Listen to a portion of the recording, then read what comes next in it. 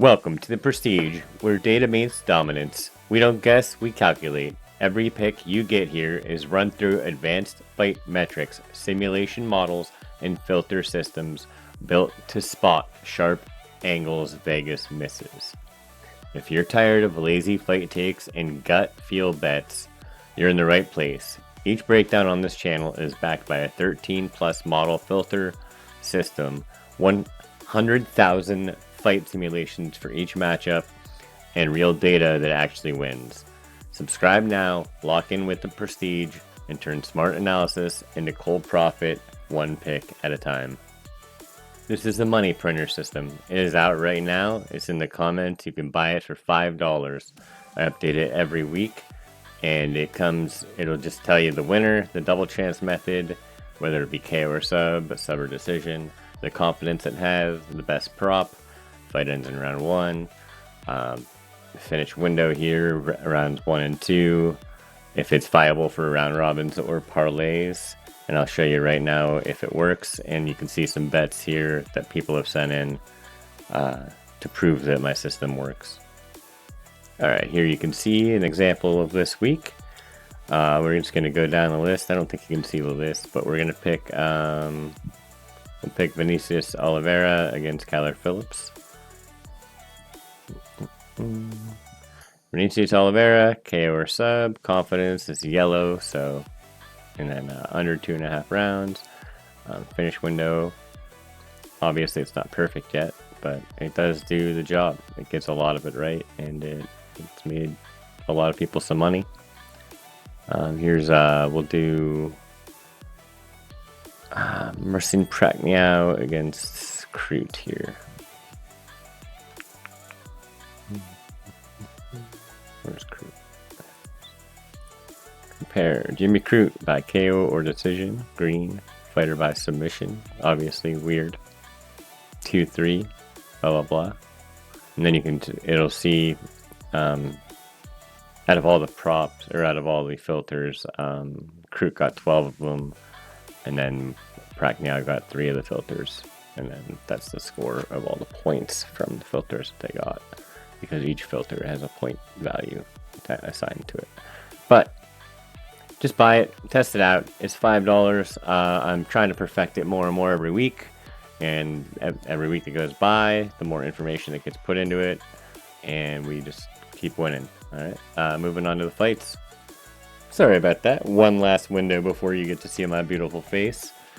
These are the perfect picks we got from last week. It wasn't our best week, just due to the main event not hitting, and we had Garcia rounds 1 and 2, and of course he ended up winning the decision, even though Qatar was basically a dead man walking. But anyway, the perfect picks last week, we got Mike Davis, Walter Walker, Chris Curtis, Fatima Klein, Eduardo Mora, and Morgan Charrier, all by the correct method of victory. So that's where you make the money on this channel, is the method of victories. You just parlay the double chance or the method of victories. And if you do 2 or 3 in a parlay, you can win some real money. Alright, moving on to the real picks. While you guys are all here, drop a like, drop a follow. Let's get to it. Let's go round 2. We got Carly Judice, who's 4 and 2, taking on Nicole Cagliari, who's 8 and 3. I'm doing the tape study on these two because I wasn't super familiar with both of them just off memory. And I did a little bit of a background look, and I could see that Carly Judice got into the fight game after college. So only a few years ago as a fitness thing, and just kind of fell in love with it. And Nicole Cagliari has been training for most of her life, doing jiu-jitsu and karate tournaments. Her dad actually bought her gym, so she could train as much as she wanted. And yeah, so that being said, Carly Judice is a freaking train. She fights like a maniac, kind of like Sean Strickland meets Dricus Duplessis. Sorry. She's got really good takedown defense. I think Judice will take this just by pure volume, and I think she'll outdo Cagliari's.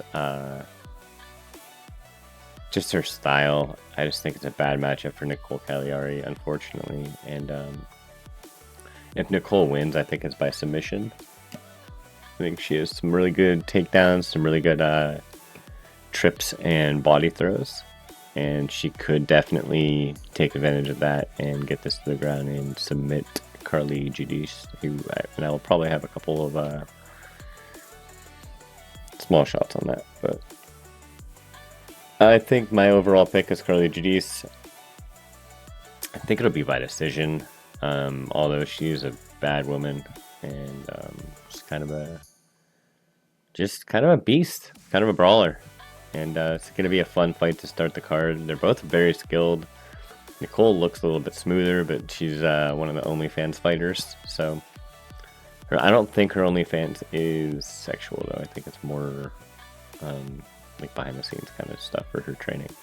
So that gives her a little bit more credit. So should be a good fight. And let's go Carly Giudice, because I'll have some money on you.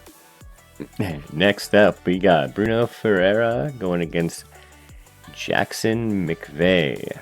Maybe. I mean, this is like this guy's third or fourth attempt to try and find a fight. Everyone keeps backing out.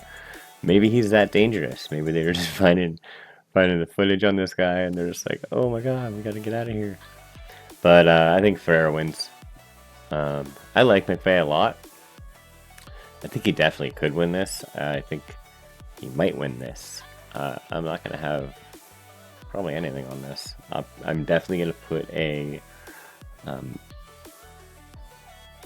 ends in first round, probably. Is probably my best take on this. Or because it's definitely not going to decision. Let's say that. I think Bruno Ferreira wins just based on experience, but I think Jackson McVeigh is definitely a live dog here and could use a strike. He throws a lot of knees and elbows, and he takes a lot of advantage of his reach. And he's got a decent grappling game, and he's a gigantic guy. Look at that, like 6'4", 77-inch reach. Like I'm gonna officially pick Bruno, but I think Jackson McVeigh wins this. Just saying. So take that for what it is. It's not going to decision. We'll move on to the next fight now. Right, we got Ryan Spann. He's 22-11, taking on Lucas Brzezski, who is 9-6-1 and not UFC caliber talent. Ryan Spann moved up 2 fights ago to heavyweight, and he looked pretty good last fight. He did keep getting poked in the eye, and he got kicked in the crotch.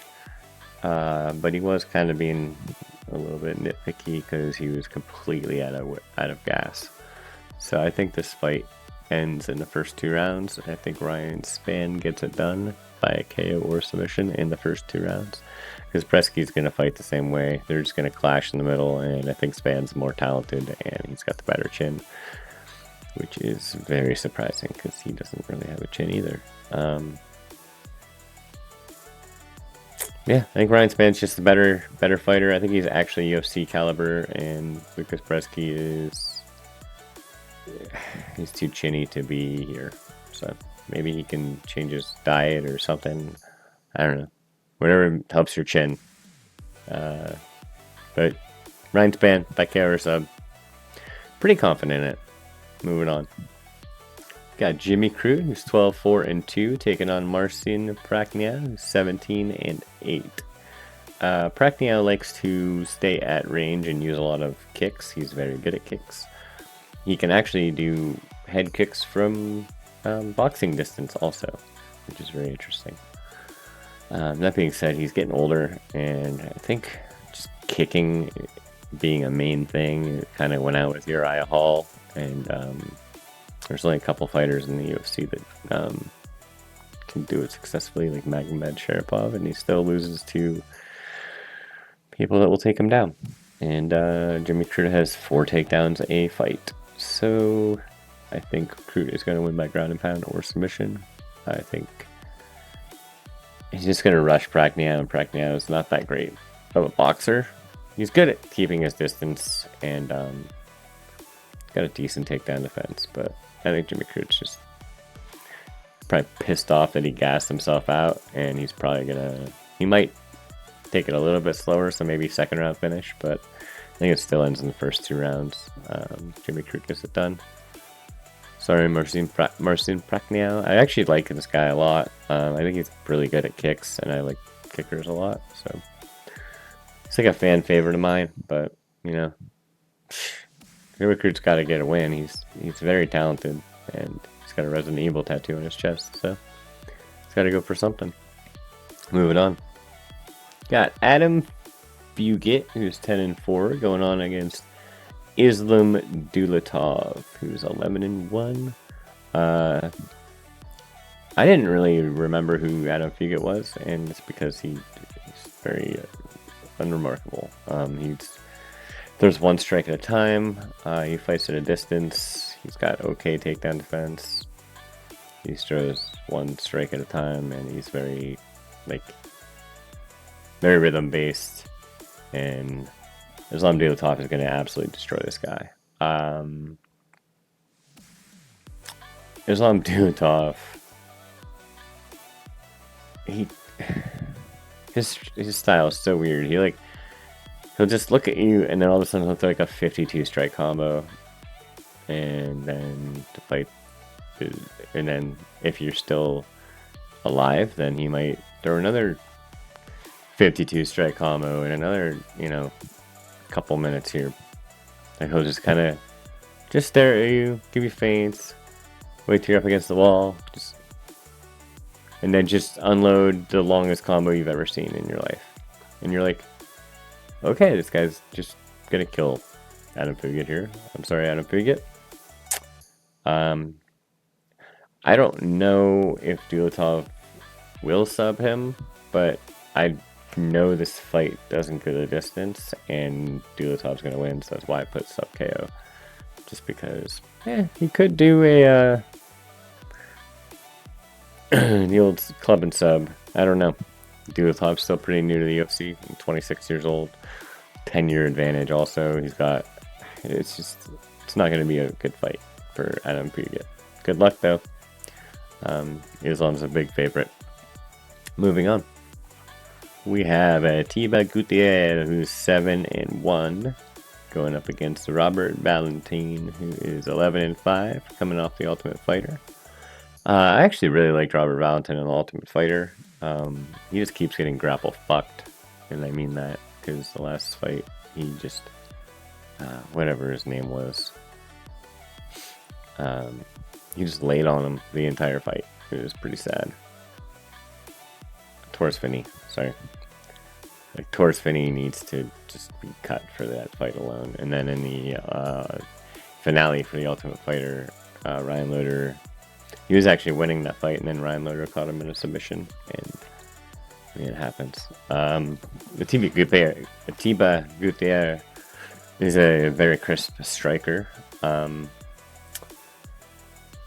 He goes in kind of like bursts. He reminds me a lot of like Yoel Romero. That being said, I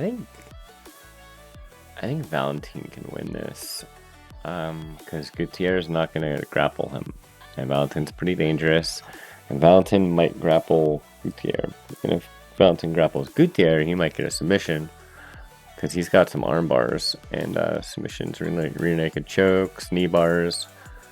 He had a lot of submissions on his record. He's got 6 by submission and 3 by KO, and he's not going to outstrike Tiba Gutierrez.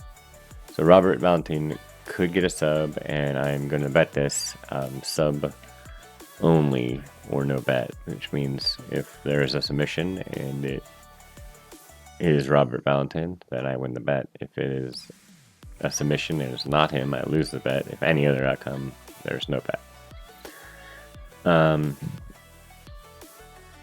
So besides that bet, Gutierrez is chalky as hell. It's like minus 500 or 600 at this point. I don't know what the odds are for a KO or decision, but it's probably going to be pretty chalky as well. But I think he wins. Again, he's kind of newer, so I'm not going to ride a lot on it. Valentin's newer also and keeps getting grappled to death, so this will be an interesting fight to see what's going on here. If Valentin is actually good, or if he just keeps getting grappled, and we need to see him with some strikers. So Gonna go officially Gutierrez by KO or decision, but Robert Valentin could get a submission here. Alright, moving on to the next fight. This is a fight that interests me a lot, because Prado moved up to welterweight 2 fights ago, and he was small at lightweight. That being said, he's a really skilled boxer. He's got decent ground game. I think when I watched the fights, Nikolai Veretennikov reminded me of Leon Edwards. Like he has all the skills to get it done. He just doesn't pull the trigger ever. And he's 35 years old, taking on a 23-year-old who's fresh, who just moved up. He's very rejuvenated in the new division. I think Prada gets it done. I think he gets it done early. I think it's KO sub second round. That being said, Veretennikov he hits like a truck when he does hit people, so you could. But Prado's got a chin. Yeah, it's Prado all day. KO or sub. Just go Prado. You don't have to go KO or sub. Just go Prado. You win the bet. Nikolai just stares. He's Leon Edwards 2.0, but whatever. Moving on to the next fight. I'm so unsure of this fight. We got Marvin Vettori, who's 19-7-1, taking on Brendan Allen, 24-7. You're not going to knock out Marvin Vettori, and Brendan Allen is also fairly durable. Vittori's got almost no power himself, so I think this is going to go to decision. The over or decision works here, and if Allen by sub decision, I think he wins, although sometimes he just shows up and he sucks.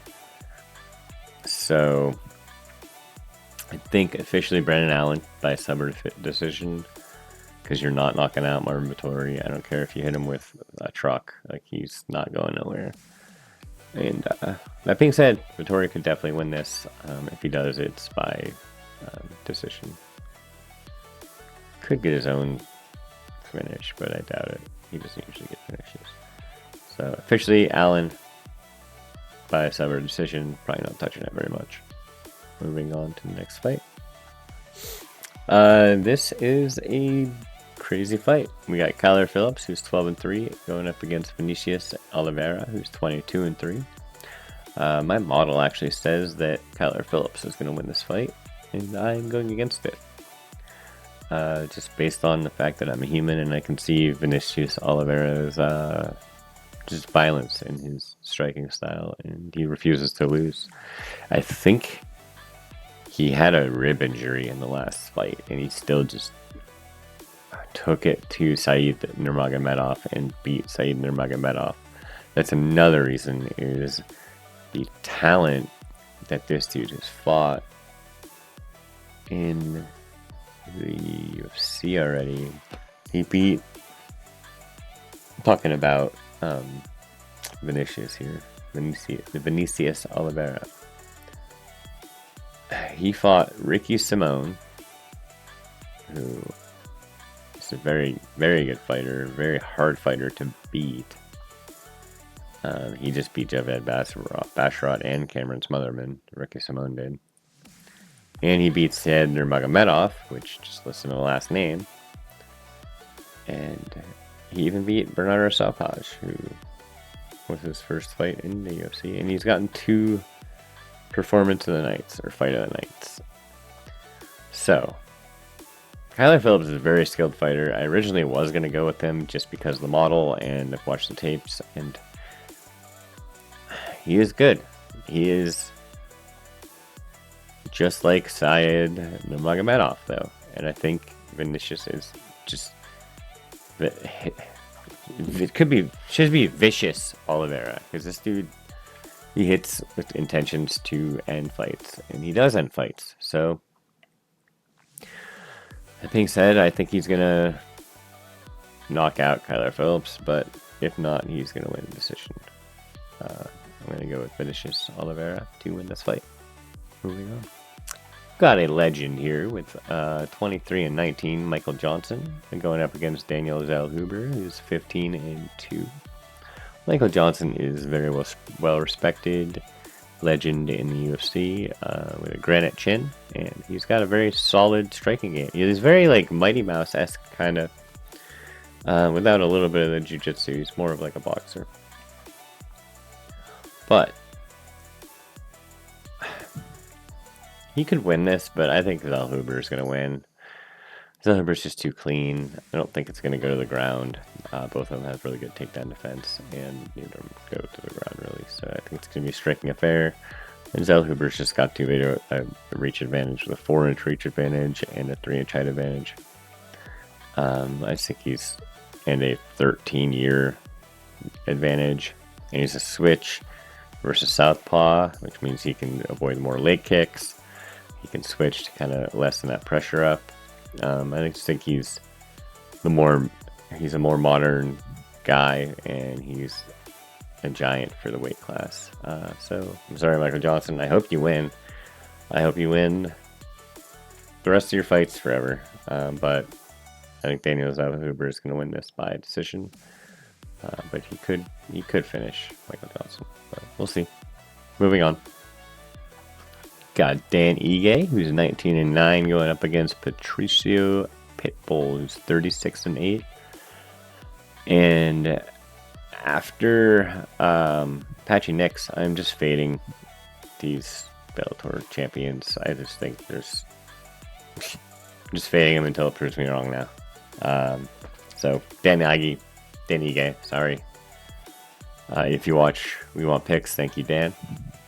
I'll give you that. And I think with a full on like a 3-hour notice, this dude took Diego Lopez to a decision. Danny Gay, that is.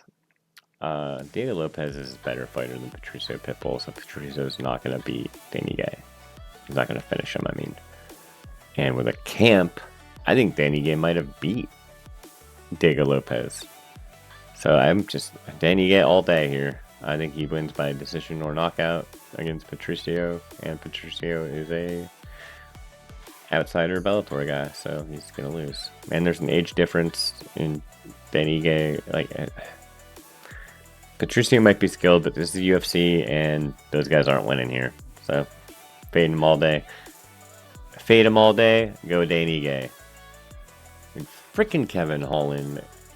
28-13 going up against Daniel Rodriguez, who's 19-5. And I told myself time and time again to not bet on Kevin Holland fights. And then I was very good. And last fight, right before the fight started, I bet him to get by finish, and I won a shit ton of money. So I can't even say it anymore. So I'm betting him again. I'm riding the Kevin Holland welterweight train. He's a beast down here. I think he actually cares down here. I think he's actually going to try and make a run. And Daniel Rodriguez, this is how the fight goes. They're going to strike until Daniel Rodriguez cracks Kevin Holland. Kevin Holland's going to fall into Daniel Rodriguez. Not like cracks him, fall down. He's just going to hit him, and Kevin Holland's going to be like, oh, shit. I don't feel like fucking taking these hits today. Kevin Holland's going to fall on him. They're going to get in a scramble. Kevin Holland's going to get a submission, or he's just going to knock him out. But Kevin Holland by finish. Daniel Rodriguez is a really good boxer, but I think just Kevin Holland's another level of competition for down here. So we'll go with that. Kevin Holland by finish. We'll take the chance again until fails us or fights at middleweight. So moving on. We got the co-main event. This should be a fun fight between Paulo Costa, who's 14-4, taking on Roman Kopylov, who is 14-3. Besides having roughly the same record and being the same age and the same height and having close to the same reach, this is going to be a standing affair because both their takedown defenses are very good and they're both strikers. Paulo Costa is going to win the moments, and Roman Kopylov is going to win the minutes. Paulo Costa... Hang on, I saw this crazy thing the other day. Another stream said something about like he hasn't won a fight in 4 years or whatever. And it's even more interesting than that. He's won one fight since he fought Yoel Romero in 2019, and that was against Luke Rockhold, who came out of retirement to fight him. Like, this dude won. He has fought 2, 3, 4, 5, 6, 7, 8, 9, 10 times since he came to the UFC in 2016. So, average once a year, but not even remotely. And Kopylov is, he stays busy. I think he fought twice last year.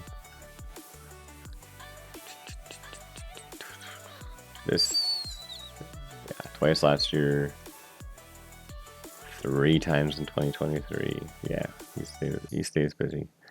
He last head kicked Chris Curtis in round 3, and I think he was winning a decision against him. Paulo Costa could win this, but he just isn't active enough, and I think the game's kind of passing him by. I just think he waits too long. If he fought more aggressively, he'd probably, like old Paulo Costa before losing to Israel Adesanya, if he went back to that style, he would win this all day, but he hasn't fought like that in 10 years. So, going Ramon Kopylov by decision, because it is so hard to knock out Paulo Costa unless you're Israel. So, Kopylov by decision, but we'll do KO by decision because I like the double methods, and nobody's getting anyone taken down. So, unless it's a ninja choke or something, it's going to go KO or decision. Moving on to the main event, we got Max Blessed Holloway taking on Dustin Poirier. Poirier records do not matter, but Max is 26-8, and Poirier is 30-9. We all know these fighters. They fought twice before, but it doesn't matter. Once was 6 years ago. On short notice, Max came up weight on 4-day notice. So, once was 12 years ago, so it really doesn't matter. I think this fight stays standing, and based on recent events, Max Holloway completely dominated Justin Gaethje last time he was up at this weight class. And Poirier got knocked out last time he was at this weight class. God, it should be a really good fight, and I'm not very certain at all.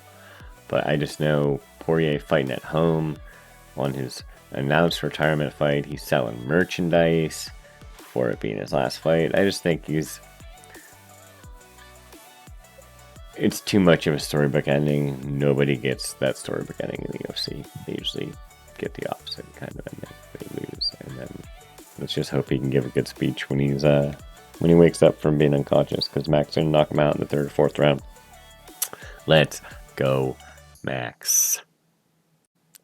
Alright, doing some different things with the bets this week. My Prestige Parlay in the Ferreira and McVeigh fight, I'm taking the under 1.5. And in the Span Bresky fight, I'm taking under 1.5 rounds for Parlay there. I don't know the odds, but it should be fine there. Odds aren't out. They were out earlier, but they've disappeared all of a sudden. Let me see if they're up again. By the way, I am 35, 12, and 1 over the last 4 cards, which gives you a 73% win rate. And no, the over-unders are not out anymore. And then my retirement bet, which did not hit last week, unfortunately. Garcia won, but unfortunately, it just didn't hit. So we're starting over $10. Again, I don't know the odds, but we're going with Prada. If there is decision, it's going to be him for no bet. Oliveira, if there's a KO, it's going to be him or no bet, because nobody's knocking out Oliveira. And Holland, $10. Again, I don't know what the odds are, but that's what I'm going with. $10 bet. I'm going with, you can't see, I have an ugly face.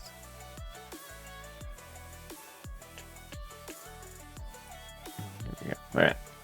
So, single lock, Roman Kopylov. I think he wins against, Jesus. Sorry, I'm like dying. It's hot as hell in here. Paulo Costa. Roman Kopylov wins against Paulo Costa. And then round robin, double chance, Roman Kopylov decision or KO. Islam Dulatov decision or KO. Ryan Spann by sub or KO. Come up, which is always going to be an underdog and a method of victory. I'm going to go with Jackson McVeigh, KO or sub. And then the money shot, I'm going to go with round 2, Holland submission. And I don't think, yeah, I think that's it for this week. I got rid of the escalator bet because it was just too awkward, and I usually have my son. Sorry, I don't have any other kids. But I usually have my son on the weekends, and so while I'm watching the fights, it's kind of hard to live bet and keep up with it. So, to be honest, I do watch every fight, but it's hard to keep up with live betting and stuff on time. My son is 5 years old, so let's get the money this week. I mean, we have really good win percentage, so you guys should be doing really good. I'd love to hear from you in the comments. Buy the model, buy the app. It's $5. It'll be in the comments as well.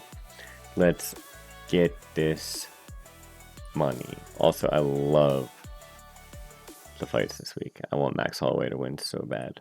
So let's get it. Bye-bye.